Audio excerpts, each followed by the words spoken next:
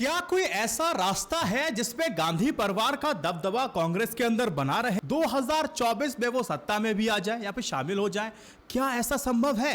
बिल्कुल संभव है, लेकिन इसमें लेकिन भी तो है। आज का जो विश्लेषण है ना दोस्त, वो आपको बहुत कुछ सिखा के जाएगा, इसीलिए ये विश्लेषण बहुत लंबा है। इसको मैंने 3 पार्ट्स में डिवाइड कर दिया है। पहला कि मोदी के बाद बीजेपी बन सकती है अगली कांग्रेस। दूसरा, अगर आप कांग्रेस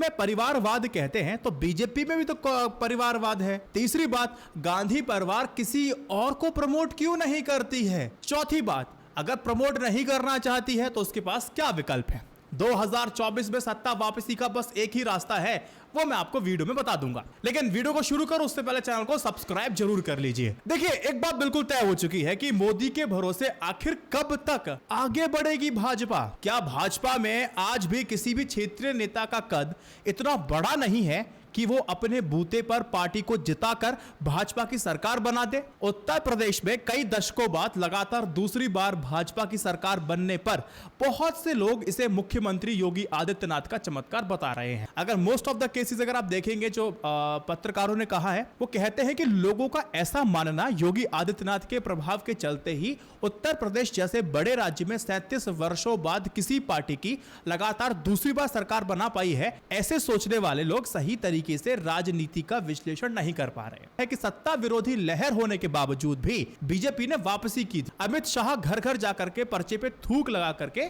पर्चे बांट रहे थे। ध्यान रहे, ये वही समय है कोरोना काल वाला। मोदी जी रैली बैन होने से पहले 90% से भी ज्यादा रैली जगहों पर कर चुके थे। विपक्ष सोशल मीडिया पर प्रचार करके भौकाल बनाने की कोशिश कर रहा था, लेकिन तब तक सोशल मीडिया पर बीजेपी प्रचार कर चुकी थी। यानी कि बीजेपी की जो मशीनरी, सोशल मीडिया पर प्रेजेंस है, उसकी सब सर्वविदित बातें हैं, सबको पता है, बहुत बेहतर है। पिछले 8 वर्षों से प्रधानमंत्री नरेंद्र मोदी केंद्र में भाजपा की सरकार चला रहे हैं। सदस्यता के मामले में भी भाजपा देश की सबसे बड़ी सदस्यों वाली पार्टी बन चुकी है। इतना सब कुछ होने के बाद भी भाजपा में आज भी कोई प्रादेशिक छत्रपों की कमी है। आज भी पार्टी प्रधानमंत्री नरेंद्र मोदी के इर्द गिर्द ही पूरी परिक्रमा करती आपको नजर आएगी। कोई भी चुनाव ले लीजिए, प्रधानमंत्री मोदी व गृह मंत्री अमित शाह को उतनी ही मेहनत करनी पड़ती है जितनी 2014 के लोकसभा चुनाव में की थी। ये बात तो आप मानेंगे ही मानेंगे। लेकिन सवाल यहाँ पर थोड़ा गंभीर बन जाता है, रिटायरमेंट के बाद बीजेपी का कांग्रेस जैसा हाल होगा तो इसका मतलब ये नहीं है ना कि कांग्रेस मोदी के लिए वॉक ओवर दे दे। अरे कुछ लोग ये हिदायत भी देते हैं, जो कांग्रेसी हितैषी भी हैं, वो कहते हैं कि देखिए, अगर गांधी परिवार अपने आप को कांग्रेस से अलग कर ले और दूसरों को अगर वो मौका देना शुरू कर तो काम बन जाएगा, बीजेपी को आसानी से टक्कर दी जा सकती है। सवाल ये है कि क्या इतना संभव है?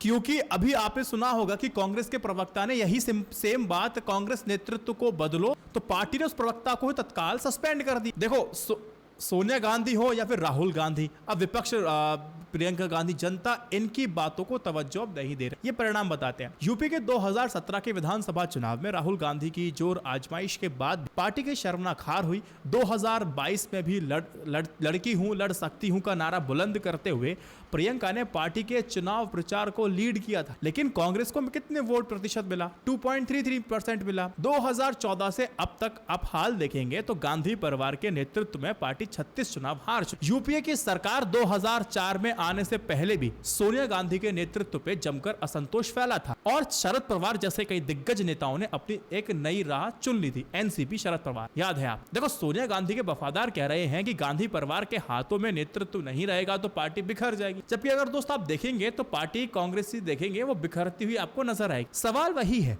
कि क्या गांधी परिवार किसी गैर गांधी को मौका देने के लिए तैयार होगी? सवाल सबसे बड़ा यही है। सारा कहानी यहाँ पे आके शुरू हो जाती है। लेकिन आपको एक बात मैं याद दिला देना चाहता हूँ। मोदी जी ने 8 फरवरी को राष्ट्रपति के अभिभाषण पर चर्चा करते हुए, जवाब देते हुए लोकसभा में कहा था कि लोकतंत्र को सबसे बड़ा खतरा परिवारवादी पार्टियों से है, ये मानना पड़ेगा। चुनावी भाषणों में तो प्रधानमंत्री अक्सर यही बात कहते रहते, दोहराते रहते और कहलवाते रहते। अब सवाल यहाँ पे पूछिए दोस्त कि परिवारवादी जो पार्टियां हैं वो कौन सी हैं? बहुत सरलीकरण करें तो उन पार्टियों को परिवारवादी कह सकते हैं जिनकी कमान बरसों या फिर दशकों से एक परिवार के हाथ में हो, या फिर परिवार के किसी पुरखे ने पार्टी की स्थापना की हो और आज उसी परिवार का कोई सदस्य पार्टी को संभाल रहा हो।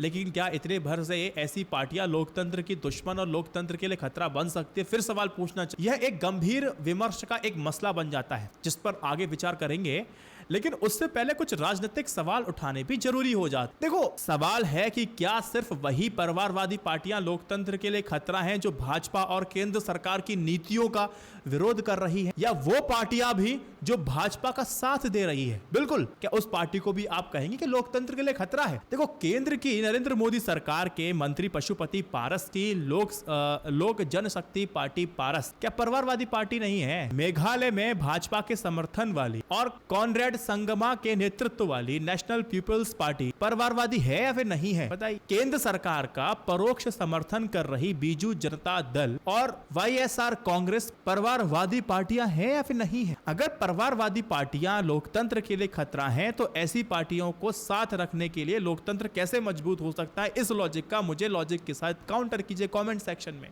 ऊपर बताई गई परिभाषा के हिसाब से शिवसेना, अकाली दल और टीडीपी तीनों परिवारवादी पार्टियां हैं जो दशकों तक भाजपा की सहयोगी रही हैं। नरेंद्र मोदी के प्रधानमंत्री बनने के बाद भी तीनों पार्टियों का भाजपा से साझा रहा है। सवाल है कि ऐसे लोकतंत्र विरोधी पार्टियों को क्यों चुनना, क्यों साथ रखना था? जम्मू कश्मीर की पीपल्स डेमोक्रेटिक पार्टी भी एक परिवारवादी पार्टी है, जिसके संस्थापक मुफ्ती मोहम्मद सैयद और उनकी बेटी महबूबा मुफ्ती दोनों को प्रधानमंत्री मोदी के नेतृत्व वाली भाजपा ने ही जम्मू कश्मीर का मुख्यमंत्री बनाया था। देखो, कांग्रेस की स्थापना किसी गांधी या फिर नेहरू ने नहीं की थी, क्योंकि उस पर नेहरू गांधी परिवार का नियंत्रण इसीलिए है उसे आप परिवारवादी कह सकते हैं।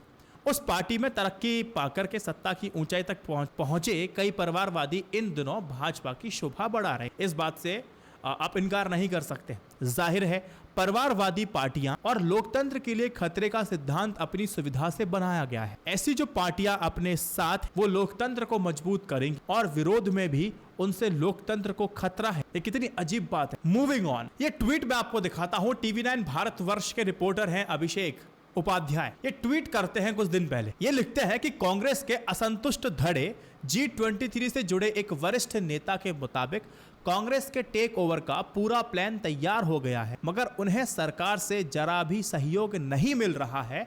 उनके मुताबिक बीजेपी नहीं चाहती है कि किसी भी सूरत में कांग्रेस की बागडोर राहुल और प्रियंका की जगह और कोई संभाले। अब वही बात है ना, जिस एकमात्र वजह से अपने जनाधार को बीजेपी पार्टी बढ़ाती जा रही है, उसे आखिर कैसे वो टेक ओवर करने के बारे में सोच सकती है या फिर उसको टेक ओवर को सफल करा सकती है? देखो, कांग्रेस गांधी परिवार से बाहर निकलेगा नहीं और जनता उनको स्वीकार करेगी नहीं, क्योंकि माहौल ही सोशल मीडिया पे कुछ ऐसा बनाया हुआ है। गलतियों से भी ये लोग नहीं सीख पा रहे हैं। कांग्रेस गलतियों से नहीं सीखती है। क्यों नहीं सीखती है और मैं किस आधार पे कह रहा हूं? जब सोशल मीडिया ने ही कांग्रेस को इतना बर्बाद कर दिया, तो उसी का इस्तेमाल करने के लिए खुद को ग्लोरीफाई नहीं किया जा सकता, आसानी से किया जा सकता है। देखो, अगर मैं सोशल मीडिया पे प्रेजेंस की बात करूं तो यूट्यूब पर सब्सक्राइबर के मामले में आम आदमी पार्टी कांग्रेस से दोगुनी स्थिति में है और बीजेपी से गैप लगातार वो कम करती जा रही है। इंटरनेट के इस तरह के प्लेटफॉर्म पर प्रभावी उपस्थिति आज की राजनीति की प्रमुख अवयव है। कांग्रेस के लोगों की स्मृति से वो कांग्रेस लोगों की स्मृति से गायब होने की वजह भी यही वजह कह सकते हैं। दूसरे क्षेत्रीय पार्टी भी इस मामले में आम आदमी पार्टी जैसी क्षमता का अभाव है, जो हमने इस चुनाव में देख भी लिया 2022। अच्छा, ये सारी बातें कांग्रेस के लिए नेगेटिव सी हो गई। क्या कांग्रेस के लिए कोई गुड न्यूज है भी और नहीं भी, दोनों ही चीज। जिससे शुरुआत मैंने वीडियो में की थी, वही उत्तर आपको इस समय की बीजेपी की राजनीतिक मशीनरी से राष्ट्रीय स्तर पर टक्कर लेना ना अकेले कांग्रेस के बस की बात है और ना कांग्रेस रहित विपक्ष के। देखो, विपक्ष का नेतृत्व करने में कांग्रेस से प्रतिस्पर्धा करने वाले तृणमूल कांग्रेस अभी कांग्रेस की परछाई के बराबर भी नहीं। आम आदमी पार्टी भले ही 2 राज्यों में सत्ता में आ चुकी हो, लेकिन उसका कुल चुनावी बल अभी तृणमूल से भी काफी कम है। इसके बावजूद वो आपस में प्रतिस्पर्धा करती रहती है। क्यों करती रहती है? क्योंकि सबको सबसे बड़ी पार्टी का तमका चाहिए, वो टैग चाहिए। सत्ता में नहीं तो विपक्ष में ही सही, लेकिन इस तमके की ललक तब तक ही बरकरार रहेगी जब तक विपक्ष के लिए जमीन रहेगी।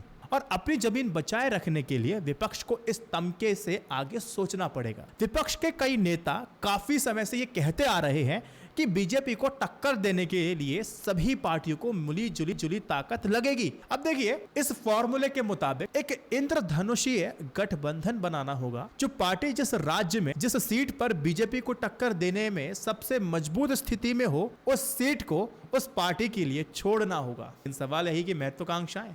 हालांकि अभी इस फॉर्मूला तो क्या, इस सवाल पर भी विपक्ष सहमत नहीं हो पाया है कि आखिर जनता के बीच क्या लेकर के जाया जाए, क्या है जो उन्हें बीजेपी से काफी अलग बनाएगा, किस आधार पर मतदाता के सामने बीजेपी से बेहतर विकल्प अपने आप को प्रदर्शित करेंगे। बीजेपी का मूल मंत्र आज भी हिंदुत्व ही है, जबकि विपक्ष आज भी इस उलझन में दिखता है कि भाई हम हिंदुत्व को अपनाएं या उसका विरोध करें। जब तक विपक्षी पार्टियां अपने इस उलझन से परे साफ देखने की क्षमता हासिल नहीं कर लेती हैं, तब तक शायद वो बीजेपी से कम और एक दूसरे से ज्यादा लड़ती रहेंगी और इस लड़ाई में बीजेपी हम जीतती रहेगी।